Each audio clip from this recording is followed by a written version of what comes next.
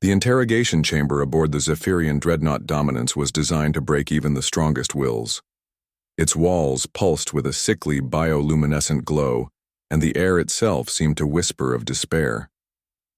For 3 standard cycles, Commander Thexvar had subjected the human prisoner to every psychological torture technique in the Zephyrian arsenal. The human sat motionless in the restraint chair, his brown eyes fixed on some distant point beyond the chamber walls. Blood trickled from various wounds, but his breathing remained steady, controlled, almost meditative. "Tell me the location of your fleet's hidden base," Thexvar hissed through his translator, his 6-armed form looming over the prisoner. "Your silence serves no purpose. Your species is primitive, barely capable of faster-than-light travel. We will find them eventually." The human, Captain Marcus Chen of the Terran Defense Coalition, finally spoke. His voice was hoarse but unwavering. "You know what your problem is, Thexvar?" The Zephyrian commander's crystalline eyes narrowed. In all his centuries of extracting information from enemies of the Empire, no prisoner had ever addressed him so casually. "You think pain is the worst thing that can happen to someone," Chen continued, rolling his shoulders despite the restraints. "But you've never met a species that uses pain as a teacher." Thexvar activated the neural disruptor, sending waves of agony through the human's nervous system. Chen's jaw clenched, his muscles tensed, but he didn't cry out. When the torture ended, he was smiling. "Humans have a saying," Chen said. "What doesn't kill you makes you stronger. You've been making me stronger for 3 days now." The door to the interrogation chamber hissed open, and Admiral Krexthu entered, the supreme military commander of the Zephyrian Third Fleet. His presence filled the room like a storm cloud. "Have you broken the primitive yet?" Krexthu demanded. Thexvar's embarrassment was palpable. "The subject shows remarkable resistance, Admiral. Perhaps we should try the psychic enhancers." "No," Chen interrupted, causing both aliens to whip toward him in shock. "You should try listening." The audacity of the statement left both Zephyrians speechless. A prisoner, bound and bleeding, was giving them advice. "I've been trying to tell you something important," Chen continued, "but you're so focused on breaking me that you're missing the bigger picture. See, while you've been playing your little torture games, I've been studying your ship." Krexthu's mandibles clicked in amusement. "Studying? You are restrained in a sealed chamber." "Am I?" Chen asked. "Because I can tell you that your artificial gravity generators create a specific harmonic frequency. Your atmospheric recyclers have a 3-second delay between cycles. Your shield generators pulse every 14 seconds. And your neural disruptor," he nodded toward the device, "creates electromagnetic interference that briefly disrupts your internal sensors." The color drained from Thexvar's facial chromatophores. "Impossible. You've been unconscious for most of the sessions." "No," Chen corrected. "I've been learning.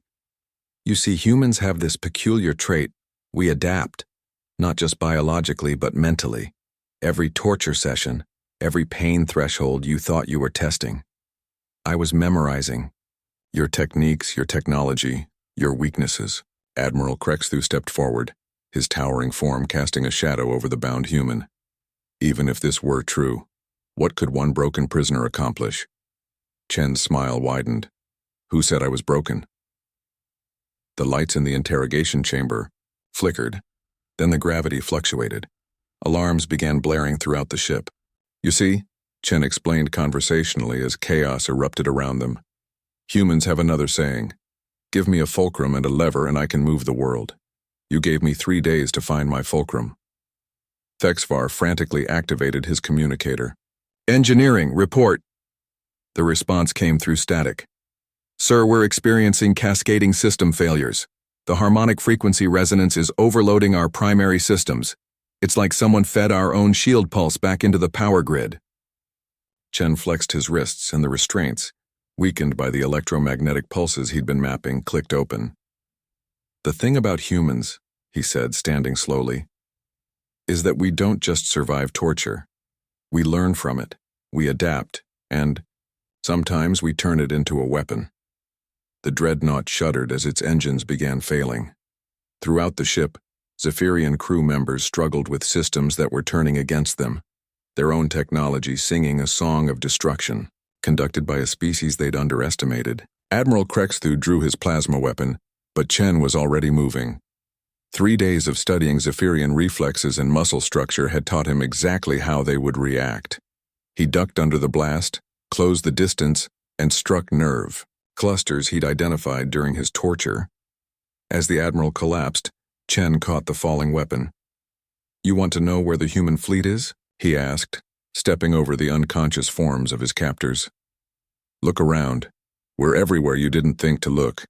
In your assumptions, in your arrogance, in your certainty that might makes right." The ship's emergency lighting bathed everything, in red as Chen made his way to the communications array. Behind him, the Zephyrian dreadnought, pride of their fleet, tore itself apart with its own power, systems failing in perfect cascade as the harmonics he'd calculated during days of seeming helplessness reached critical resonance. "This is Captain Chen to all Terran forces," he broadcast on an open channel as escape pods began launching from the dying ship. "The Zephyrians have just learned something important about humanity. We don't break, we learn, we adapt, and we remember." As Chen sealed himself into an escape pod, he reflected on the irony. The Zephyrians had captured one human prisoner hoping to break Earth's resistance. Instead, they'd given that prisoner everything he needed to break their empire's confidence, their technology, and their assumption that humans were just another primitive species to be conquered. The pod launched into space as the dreadnought. Dominance became a brief, brilliant star against the cosmic dark. Behind him, an empire learned that some prisoners were more dangerous than entire fleets. Because sometimes the strongest chains are forged from underestimation.